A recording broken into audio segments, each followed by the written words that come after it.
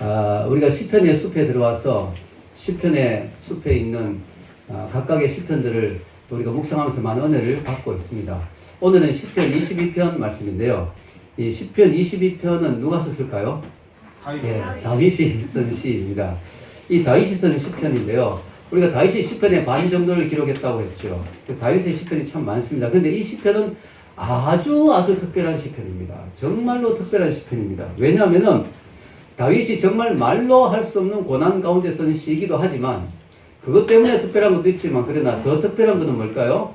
바로 이 시를 통해서 다윗은 메시아의 고난을 묘사하고 있는 것이죠. 메시아의 고통을 이 시를 통해서 묘사하고 있는 것입니다.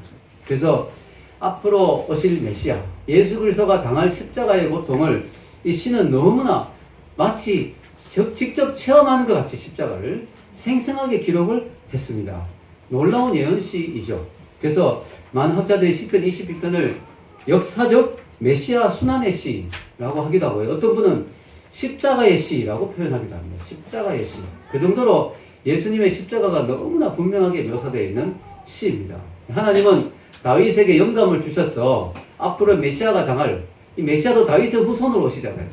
다윗의 후손인 메시아가 당할 이 고난을 다윗이 미리 경험하고 또 다윗의 경험을 뛰어넘는 십자가의 그런 고난들을 묘사하게 해놓으신 것이죠. 정말 놀라운 것이죠. 그래서 이 시는 전통적으로 사순절 기간에 아니면 고난 주간에 많이 묵상한 시입니다. 그래서 제가 오늘 사순절이 시작되었다고 말씀드렸죠. 그래서 이 시가 더 의미가 있는 것이죠. 여러분 더 놀라운 것은요. 예수님이 십자가에 딱 못 박혔을 때 읊었던 시가 바로 이 시입니다. 나의 하나님 어찌하여 나를 버리시나이까? 엘리 엘리 라마 사박다니. 그 첫마디가 바로 이 시편의 첫마디입니다. 첫마디. 그러니까 너무나 놀라운 것이죠. 예수님 자신도 이 시편을 기억하시고 십자가의 고통을 이 시편을 읊으면서 견디시고 참으신 것이죠. 그러니까 이 시편이 얼마나 중요하고 얼마나 놀라운 시편인가를 여러분 아시겠죠. 이 시편의 내용은 참 깁니다. 그래서 사실 이 시편은 오늘 다 다룰 수가 없어서 두 부분으로 나누었어요. 전반부와 후반부로. 그래서 오늘은 전반부를 다루고요. 다음 주는 후반부를 다루겠습니다. 그래서 1절에서 21절까지가 전반부고요. 그 다음에 22절부터 31절까지 다음 주에 다룰 내용이 후반부가 되겠습니다. 오늘은 전반부만 다루는데 이 전반부도 크게 세 가지로 나눌 수 있습니다. 여기 여러분 번호가 3개 있죠. 주보에. 그래서 전반부도 세 파트로 나눌 수 있는데 첫 번째 파트는 1절에서 5절인데요. 하나님께 버림받은 고통을 호소하는 내용이 전반부예요. 두 번째는 6절부터 11절까지인데요. 사람들에게 조롱받는 고통을 호소하고 있습니다. 세 번째는 12절부터 21절까지인데요. 원수에게 핍박받는 고통을 호소하고 있어요. 여러분 여기 주보에 성경 본문이 그렇게 단락이 나누어져 있죠. 네, 정말 친절하게 돼 있죠. 우리 교회 주보가. 이게 그냥 나오는 게 아니고요. 오랜 동안 하다 보니까 이런 이제 노하우가 생기더라고요. 여러분 잘 정리되어 있습니다. 여러분 이게 순서대로 오늘 진행합니다. 그래서 처음에는 하나님께 버림받는 고통, 그 다음에 이 사람들에게 조롱받는 고통, 그 다음에 원수에게 핍박받는 고통, 이렇게 나누어져 있습니다. 그럼 이렇게 하나씩 보겠는데요. 먼저 하나님께 버림받는 고통이 묘사되어 있습니다. 여러분 우리 인간이 받는 고통 중에 정말 가장 큰 고통이 뭐냐면 하나님께 버림받는 고통이죠. 왜냐하면 사람에게 버림받아도 하나님이 위로해 주시면 위로가 되잖아요. 근데 하나님께 버림받아 버리면 사람이 위로해도 위로가 안 돼요. 이 하나님께 버림받는다면 정말 괴로운 것이죠. 오늘 시편 기자는 시편 22편 1절에서 하나님께 버림받는 고통을 호소합니다. 여러분 시편 22편 1절 저 위에 같이 한번 읽어볼까요? 시작. 내 하나님이여 내 하나님이여 어찌 나를 버리셨나이까? 어찌 나를 멀리하여 돕지 아니하시며 내 신음 소리를 듣지 아니하시나이까? 여기 보면은 아주 강조되는 단어가 어찌라는 단어입니다. 어찌하여 두 번이나 강조하고 있죠. 여러분 시편에 또 하나의 강조하는 괴로울 때 하는 표현이 나오죠. 어느 때까지니까. 그래서 이 두 가지가 상징을 이루고 있는데요. 어느 때까지니까 라는 표현은 아무리 기도해도 응답이 안 올 때 어느 때까지입니까 주님? 도대체 언제까지 기도해야 됩니까? 언제 응답하시렵니까? 이런 고통이고요. 여기 어찌는요. 그보다 어떻게 보면 좀 더 심한 고통일 수도 있어요. 이건 뭐냐면 도대체 내가 고난받아야 될 이유를 모르겠습니다. 그 고난의 원인을 모를 때 어찌 내가 이렇게 고난받아야 합니까? 어찌 하나님 날 이렇게 버리셔야 됩니까? 어찌 내가 이런 고통을 받아야 됩니까? 이 어찌라고 이야기하고 있습니다. 여러분, 근데 이 두 기도 자체가 어느 때까지니까랄까? 아니면 여기 어찌하여랄까? 이런 기도들이 사실은 하나님을 원망하는 기도 같지만요. 사실은 하나님에 대한 깊은 애정에서 나오는 기도예요. 하나님, 어떻게 나한테 이러실 수가 있습니까? 하나님과 나하고 관계가 이런 게 아니지 않습니까? 우리가 모르는 사람한테 어찌 너가 나한테 이럴 수가 있냐 이런 말 안 하잖아요. 진짜 가까운 사람이 나에게서 수박할 때 어찌 네가 나한테 이럴 수가 있냐고 이렇게 나올 거 아니에요. 이 하나님에게 원망하는 것 같아도요. 이 기도가 사실은요. 하나님에 대한 깊은 신뢰와 깊은 애정이 있는 기도예요. 그래서 이 시편의 기자는요. 정말 말로 닿을 수 없는 인생의 고난 가운데 자신을 하나님과의 관계 속으로 던져 넣는 거예요. 하나님, 정말로 하나님께 올인합니다. 하나님, 진짜 다른 거 필요 없습니다. 하나님의 한마디만 들으면 좋겠습니다. 마치 번지 점프하는 사람이 정말 모든 걸 그 줄 하나에 걸고 뛰어내리듯이 이 사람은 이 고난 가운데 하나님의 관계 속에 자기를 던져 넣는 거예요. 이 기도는요, 그런 기도예요, 여러분. 이게 그냥 시시한 기도가 아닙니다. 그냥 하나님을 원망하는, 푸념하는 기도가 아닙니다. 온 생명을 다해 하나님께 자기를 던지는 기도예요. 여러분, 이 시를 쓴 사람이 다윗이라고 했죠. 다윗이 고난 가운데 이런 기도를 합니다. 하나님, 어찌 하나님 나를 버리십니까? 하나님, 제가 하나님께 그런 존재입니까? 하나님, 어찌 나를 버리십니까? 고통스러워합니다. 그래서 제가 아까 말씀드렸듯이 이 기도는 다윗의 기도일 뿐만 아니라 더 나아가서 예수님의 기도입니다. 십자가의 기도입니다. 여러분, 마태복음 27장 46절에 정확하게 나옵니다. 같이 한번 주보에 있는데요. 읽어볼까요? 시작. 제90쯤에 예수께서 크게 소리질러 이르시되 엘리 엘리 라마 사박다니 하시니 이는 곧 나의 하나님 어찌하여 나를 버리셨나이까 하는 뜻이라. 예수님이 바로 이 기도를 하셨다는 거예요. 이 기도를 간절하게 십자가에서 하셨다는 거죠. 여러분, 이 예수님의 기도, 이 정말 고난에 찬 절규하는 이 기도가 바로 오늘 시편 기자의 기도입니다. 이 기도는 계속됩니다. 2절에 보면요. 우리 위에 2절 한번 읽어볼까요? 시작. 내 하나님이여 내가 낮에도 부르짖고 밤에도 잠잠하지 아니하오나 응답하지 아니하시나이다. 이 한 번 기도해보고 안 된다는 게 아니에요. 지금 이 사람은 낮에도 밤에도 계속 기도했는데도 하나님이 어찌 된 일인지 응답을 하지 않고 있습니다. 너무 괴롭죠. 그런데 여러분 여기 보시면 하나님을 부를 때 뭐라고 불러요? 내 하나님이여 이렇게 부릅니다. 2절에 내 하나님이여. 놀라운 것은 하나님이 이렇게 침묵하시고 마치 버려둔 자식같이 하나님이 이렇게 그를 대하시는데도 그는 끝까지 하나님과의 관계를 이야기합니다. 그래도 당신은 내 하나님입니다. 이 기도 속에 무슨 의미가 있을까요? 하나님, 내가 인간적으로 이해 못하지만 내가 인간적으로 버림받은 느낌이 들지만 그래도 하나님은 여전히 내 하나님이십니다. 하나님, 저는 그래도 하나님을 여전히 포기할 수 없습니다. 하나님은 여전히 저의 하나님이십니다. 놀라운 믿음의 기도인 것이죠. 이 엄청난 하나님의 외면으로 인한 고통을 겪으면서도 그는 여전히 하나님을 자신의 인생에서 가장 중요한 분으로 인정하고 높이고 있습니다. 그러면서 그는 흔들리는 믿음을 붙잡고 꺼져가려고 하는 믿음의 불씨를 다시 일으키고 있습니다. 3절을 읽어보겠습니다. 3절을 같이 읽겠습니다. 이스라엘의 찬송 중에 계시는 주여 주는 거룩하십니다. 아멘. 하나님, 당신은 이스라엘의 찬송 중에 거하시는 분이십니다. 저는 이스라엘 민족입니다. 저는 당신의 민족입니다. 당신의 백성입니다. 그리고 하나님은 찬송 중에 거하시고 거룩하십니다. 하나님이 거룩하시다는 건 무엇을 의미할까요? 불의하지 않다는 거죠. 어렵다는 거죠. 그러면 하나님은 이유 없이 나 같은 사람에게 고통을 줄 리가 없다는 거죠. 여기는 하나님의 뜻이 분명히 있다는 거죠. 그래서 그는 자신의 조상들에게 응답하신 하나님을 기억합니다. 여러분, 우리가 힘들 때 과거에 주신 은혜를 기억하잖아요. 그때 힘이 나잖아요. 이 사람도 지금 과거에 주신 하나님의 은혜들을 다시 기억하며 자기의 믿음의 불씨를 일으킵니다. 자, 4절에서 5절을 같이 한번 읽어보겠습니다. 시작. 우리 조상들이 주께 의뢰하고 의뢰하였으므로 그들을 건지셨나이다. 그들이 주께 부르짖어 구원을 얻고 주께 의뢰하여 수치를 당하지 아니하였나이다. 아멘. 여기 보면요, 의뢰하였단 말이 무려 몇 번이나 나올까요? 3번이나 나옵니다. 그죠? 3번. 우리 조상들이 주께 의뢰하고 의뢰하였으므로 그들이 주께 부르짖어 구원을 얻고 주께 의뢰하여 수치를 당하지 아니하였나이다. 그의 조상들은 하나님을 의뢰하고, 즉 하나님을 철저히 의지하고 하나님께 부르짖어서 구원을 얻었습니다. 이 시편 기자가 믿는 하나님은 바로 그런 하나님이십니다. 하나님을 의지하고 끝까지 부르짖을 때 반드시 구원하신 하나님이십니다. 그러면 그는 이 기도를 하면서 그의 마음에 다짐을 하는 거죠. 나도 하나님을 의뢰하는 것을 멈추지 않겠습니다. 나도 하나님께 부르짖는 것을 멈추지 않겠습니다. 그럴 때 하나님은 반드시 구원하는 그 하나님인 줄 믿습니다. 우리 조상들에게 그렇게 하셨지 않습니까? 하나님, 저는 하나님이 그렇게 하실 줄로 믿습니다. 라는 고백을 하죠. 그러나 여러분, 참 여기서 힘든 것은 뭐냐면요. 말은 그렇게 하는데 현실은 그렇지 않다는 거예요. 여기에 이 시인의 딜레마가 있어요. 자기가 갖고 있는 믿음, 자기가 갖고 있는 지식, 자기가 갖고 있는 경험, 자기가 갖고 있는 그런 상식에서는 의뢰하고 부르짖으면 반드시 응답하시는 하나님이거든요. 근데 자기 현실은 안 그런 거예요. 현실은 너무 힘든 거예요. 현실은 하나님 응답하지 않고 있는 거예요.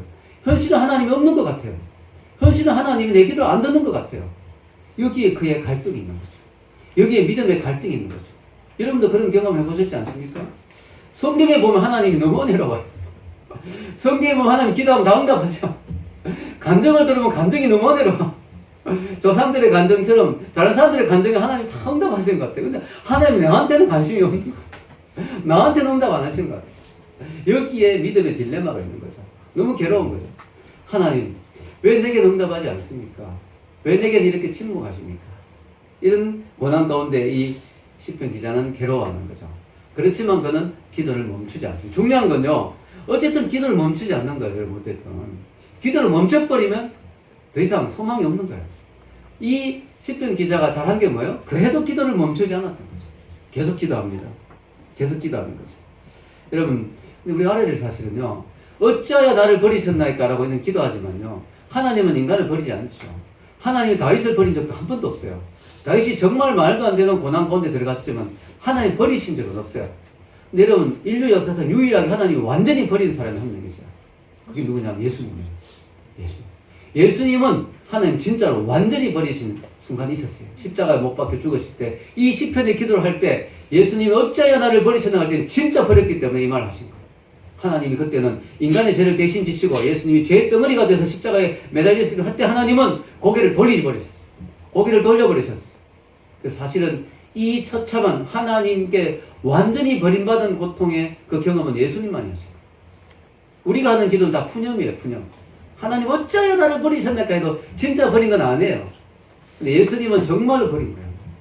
아, 이 고통은 정말 우리가 도저히 예수님이 아니고는 이해할 수 없는, 경험해보지 않은 사람은 알 수 없는 고통이죠. 그래서 예수님은 너무 괴로웠던 거죠. 이 잔을 내게서 좀 지나게 해주십시오라고 하는 그 이유가 단순히 십자가의 고통뿐만 아니라 그 하나님이 자기를 외면하는, 하나님과의 관계가 끊어지는 그 고통, 그 고통을 예수님은 겪으셔야 했던 것이죠. 자, 이 하나님께 버림받는 고통 너무 괴로운 거죠. 두 번째 고통은 뭐냐면 사람들에게 조롱받는 고통이죠. 자, 6절을 보겠습니다. 6절. 얼마나 괴로움이 이렇게 표현했을까요? 한번 읽어볼까요? 나는 벌레요, 사람이 아니라 사람의 비방거리요, 백성의 조롱거리니라. 아멘. 얼마나 괴로웠으면 내가 벌레라고 이야기합니다. 왜냐하면 자기가 지금 벌레 같은 취급을 당하니까. 벌레같이 철저히 짓밟히고 철저히 무시당하고 철저히 정말로 모멸당하니까 이게 벌레가 아니고 뭐냐, 내가 벌레 같은 존재다. 얼마나 괴로우면요, 사람들이 그를 얼마나 조롱하고 얼마나 멸시하면은 벌레라고 이야기하겠습니까? 여러분, 인간은요, 인간이기 때문에 갖고 있는 존엄성이 있어요. 아무리 밑바닥에 있는 인간이라도 우리가 노숙자도 함부로 안 대하잖아요. 왜? 인간이기 때문에 갖고 있는 기본적인 존엄성은 있거든요. 근데 그거마저도 지금 박탈당했어요. 존엄성이란 찾을 수가 없어요. 너무너무 벌레 취급당하는 거예요. 자, 여러분, 7절에서 8절에 보면 어떻게 비난한가 또 나오죠. 7절 8절 읽겠습니다. 시작. 나를 보는 자는 다 나를 비웃으며 입술을 비축거리고 머리를 흔들며 말하되 그가 여호와께 의탁하니 구원하실 걸, 그를 기뻐하시니 건지실 걸 하나이다. 이게 되게 기분 나쁜 거야. 이게 뭐냐면 은근히 비아냥거린 거죠. 야, 너 하나님 믿는다며? 그럼 하나님 너를 건지셔야지 왜 이 모양이냐? 이렇게 놀리는 거죠.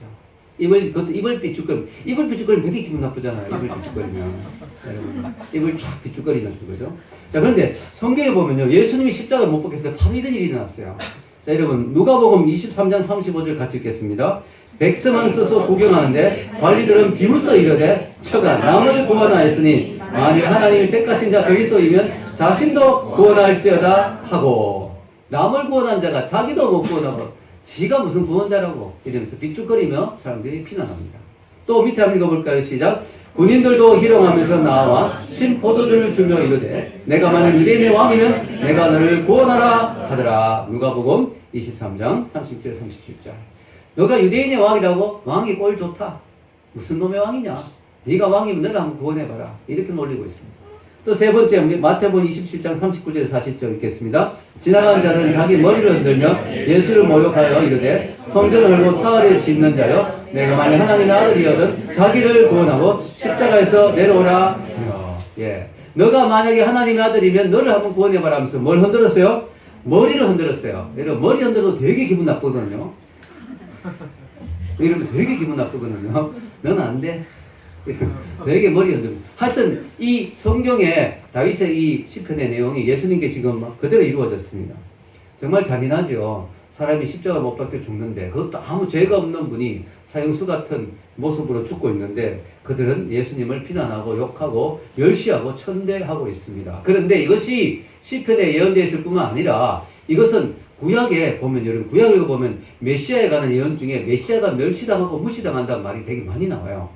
특히 이사야서 같은 경우에 메시아 예언으로 유명한데 이사야서 53장이 되게 유명하죠. 거기 보면 이런 말씀이 있습니다. 이사야서 53장 3절 읽겠습니다. 그는 멸시를 받아 사람들에게 버림받았으며 강고를 많이 겪었으며 질고를 아는 자라 마치 사람들이 그에게서 얼굴을 가리는 것 같이 멸시를 당하였고 우리도 그를 귀히 여기지 아니하였도다. 아멘.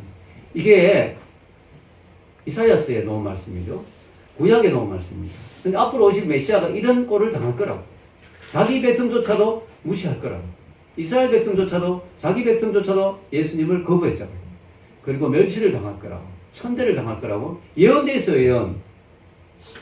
여러분 예수님이 왜 이렇게 멸시를 당했을까요? 아무 죄도 없는데.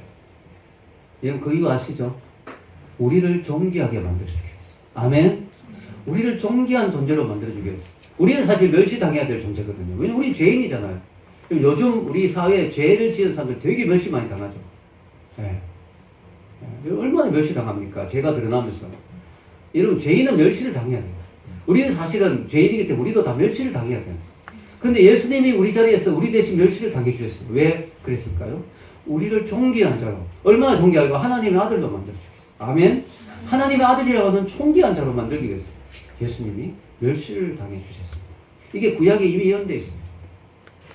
자, 9절에서 10절 우리 10편 기자의 기도를 계속 읽어보겠습니다. 시작. 오직 주께서 나를 못되어서 나오게 하시고 내 어머니의 젖을 먹을 때 의지하게 하셨나이다. 내가 날 때부터 주께 맡긴 바 되었고 못되어서 나올 때부터 주는 나의 하나님이 되셨나이다. 아멘. 자, 이분이 모태신앙입니다. 자, 이분이 이렇게 또 이야기하는 시편에서 하나님 제가요 모태에서 나올 때부터 저와 함께 하셨지 않습니까? 그리고 유아 때부터 젖 먹을 때부터 하나님이 나와 함께 하셨지 않습니까? 근데 왜 지금은 하나님이 안 느껴집니까? 하나님 어떻게 된 겁니까 이게 지금?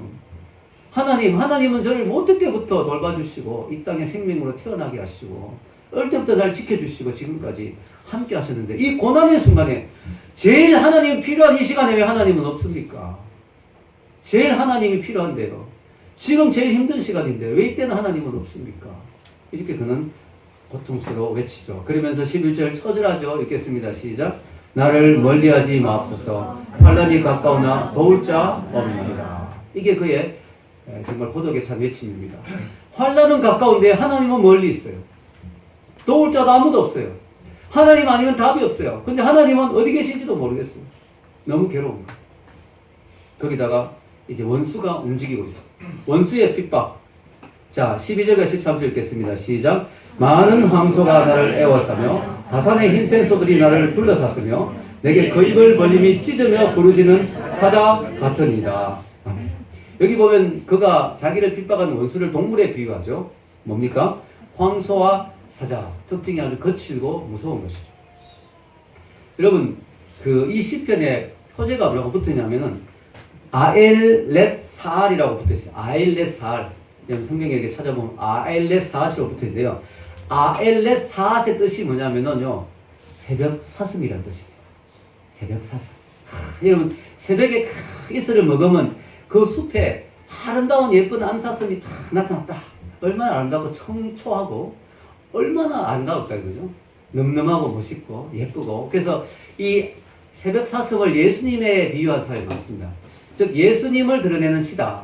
근데 여러분 사슴이 이 사자와 황소들과 무서운 사냥개들에게 공격을 당했다고 생각해보세요. 코너로 몰려가지고 더 이상 도망갈 데가 없는데 그들이 지금 이 사슴을 막 몰아붙이고 물어찢고 활키고 막 덤벼든다고 생각해보세요. 얼마나 사슴이 괴롭고 공공에 처한 상태일까요? 이게 바로 이 시인의 상태고요. 이게 바로 예수님의 고통이었죠. 예수님은 정말 사슴처럼 아름답고 늘씬하고 정말 멋있고 온유하고 정말로 청초한 분이었죠. 죄도 없는 분이고. 그 예수님이 이렇게 거친 사람들에게 엄청난 고통을 당하십니다. 여러분, 예수님을 대했던 사람들의 모습을 보면요, 존중함이라고는 전혀 없었죠. 죄인을 사랑하시고 사랑의 화신이시고 좋은 일만 하셨고 또 뭐예요? 랍비 중에 랍비고 너무나 아름다우셨던 그분을 사람들이 어떻게 대했습니까? 어떻게? 유대인들은 예수님을 끝까지 모함하고 끝까지 미워하고 시기 질투하다가 로마 당국에 넘겼죠. 그 예수님을 또 어떻게 됐어요? 로마 당국은요, 빌라도는요, 헤롯에게 또 넘겼죠. 헤롯이 또 그에게 다시 넘기니까 그는 군중들의 고함 소리를 듣고 사형 선고를 내렸죠. 그리고 그 잔인한 로마 병정들에게 예수님을 넘겨줬습니다. 로마 병정들은 조금의 자비도 없이 예수님을 대했어요.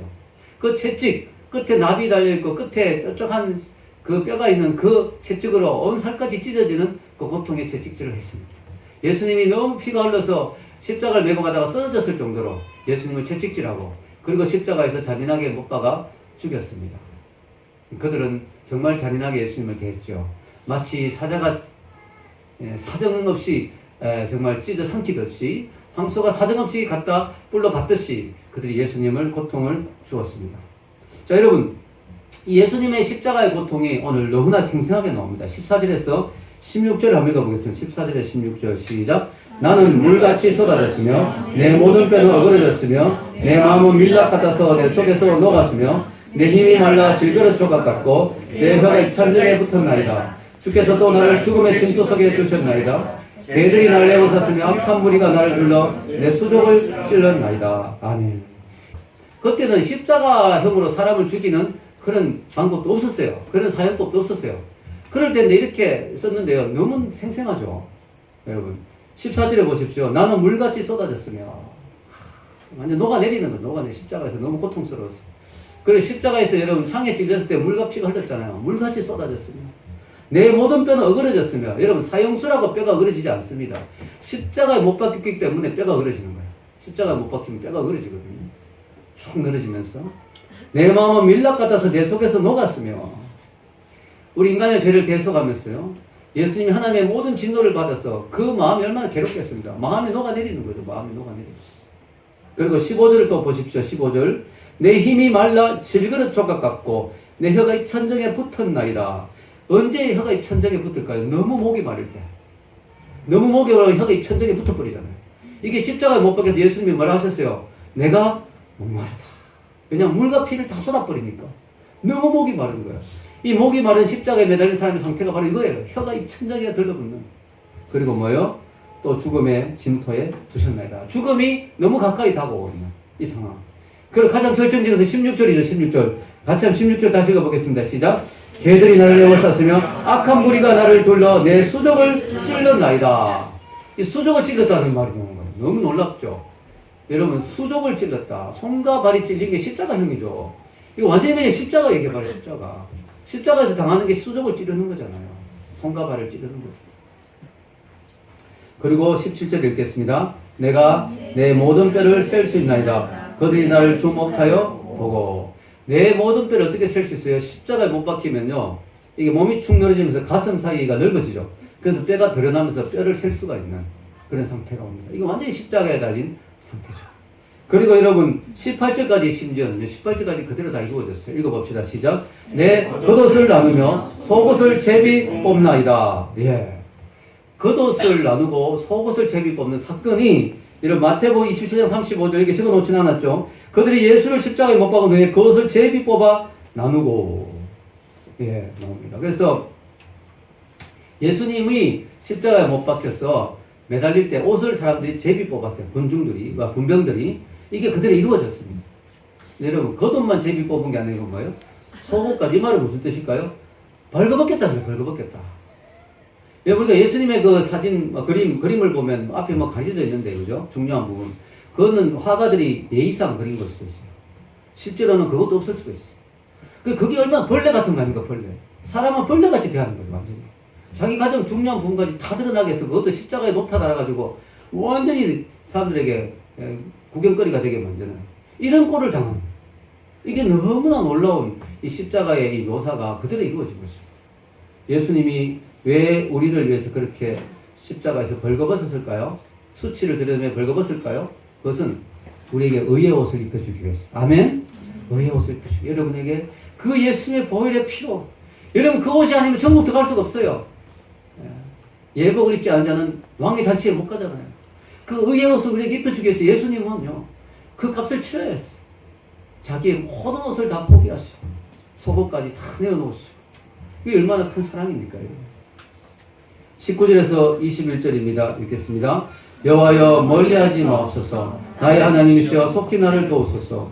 내 생명을 칼에서 건지시며 내 유일한 소유 개의 세력에서 구하소서. 나를 사자 입에서 구하소서. 주께서 내게 응답하시고 돌소의 뿔에서 구원하셨나이다. 아멘. 사자가 또 나오고 돌소가 또 나오죠. 또 개도 나옵니다. 여기 개는요, 아잉이 집에 있는 귀여운 그런 개가 아니고 아주 무시무시한 사냥개. 정말 막 집어 뜯는 것이 전문인 그런 개들이죠. 자, 이런 것들에게 둘러싸 이 마지막 고통을 하면서 그는 호소합니다. 하나님 나를 구원하소서. 근데 여기 신기한 게요, 나를 사자 입에서 구하소서 해놓고 주께서 내게 응답하시고 돌소의 뿔에서 구원하셨나이다. 과거형이죠. 너무 신기하죠. 이 끝이 너무 신기하죠. 왜 그럴까요? 이것은 두 가지입니다. 하나는 이렇게 처절하게 부르짖는 순간에 구원이 임했기 때문에, 혹은 앞으로 임할 구원을 믿고 믿음으로 선포하는 그라고 말하는 것이죠. 여러분 중요한 것은 하나님은 반드시 응답하신다는 것입니다. 다만 그 응답의 방법과 응답의 시간은 내가 정하는 게 아니에요. 하나님이 정하시는 거예요. 아멘? 하나님의 시간표에 달려있고 하나님의 방법에 달려있는 거예요. 그래서 중요한 건 뭐냐면 반드시 하나님은 응답하신다는 거. 이렇게 하나님이 완전히 버리는 것 같아도 반드시 응답하신다는 거. 이것을 다윗은 시편에서 고백하고 예수님을 통해서 우리는 더 알 수가 있는 것입니다. 결론을 내리겠습니다. 저는 오늘 시편 20편을 가지고 같이 말씀을 나눴는데요. 시편 22편은 다윗의 기도이면서 동시에 예수님의 기도입니다. 여러분 이 기도의 처참한 이 목소리, 아무리 기도에 응답하지 않는 것 같은 하나님, 그러나 중요한 것은 기도하고 또 기도한다는 것이죠. 포기하지 않고 기도한다는 것이죠. 하나님이 너와 도무지 나와 상관이 없다는 식으로 나를 대하더라도 끝까지 내 하나님이시여 하면서 기도한다는 것이죠. 우리도 그렇게 해야 됩니다.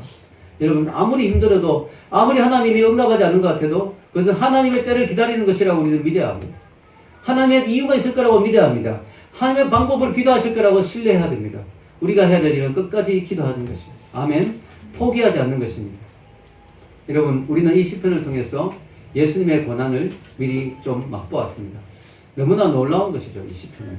여러분 우리가 사순절 고난주간이 다가오고 있는데요, 예수님의 십자가를 묵상할 수 있는 시편이라고 생각합니다. 여러분 이 시편이 왜 이렇게 기록이 되었을까요? 왜냐? 예수님이 오신 것은, 십자가에 죽으신 것은 우연한 사건이 아니라는 것을 보여주는 것이죠. 하나님의 놀라운 뜻과 섭리 가운데 이 일이 일어났다는 사실을 미리 예수님이 당하시기 전에 미리 시편에 통해서, 또 구약의 다른 말씀을 통해서, 예언의 말씀을 통해서 예수님의 십자가가 재수 없어서 로마군에게 잡힌 게 아니라는 거예요. 우연히 하다 보니까 로마에게 잡혀서 그렇게 죽으신 게 아니라는 거죠.